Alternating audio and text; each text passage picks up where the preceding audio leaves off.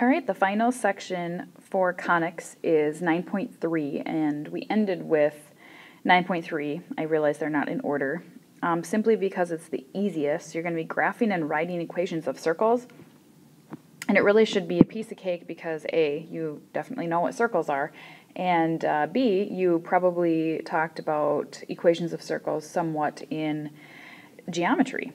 So these videos are going to be super short, which I know will excite you. Important characteristics of a circle, and first and foremost, I think, well, you should know what a circle is, right?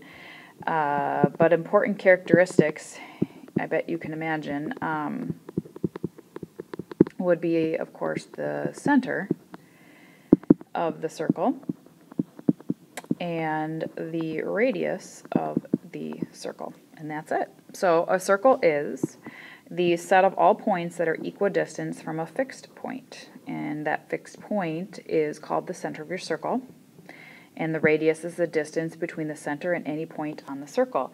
And again, I don't think this is anything surprising to you. So if I have the center of the circle, that radius is the same at any point around, that circle. Nothing you're unfamiliar with. So important characteristics for a circle, piece of cake, the center and the radius.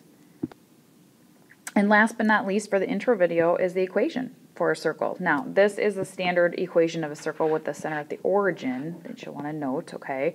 So the center of the circle would be at the origin, and then if the radius is, 2 or something, you sketch 2 all the way around. But your equation is, note, both x and y are squared, just like ellipses and hyperbolas. You're adding them, so that is like an ellipse, but then it equals r squared. It doesn't equal 1. So that's what's going to be very different about an ellipse and a hyperbola. And just a quick thought here, if I had x squared plus y squared equals 36, I know it's a circle. X and y are both squared. I'm adding it. It equals 36, so I can identify that my radius would be 6, right? Because r squared is 36, which means r is 6.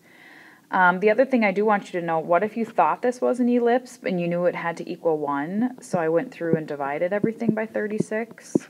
That actually would be okay.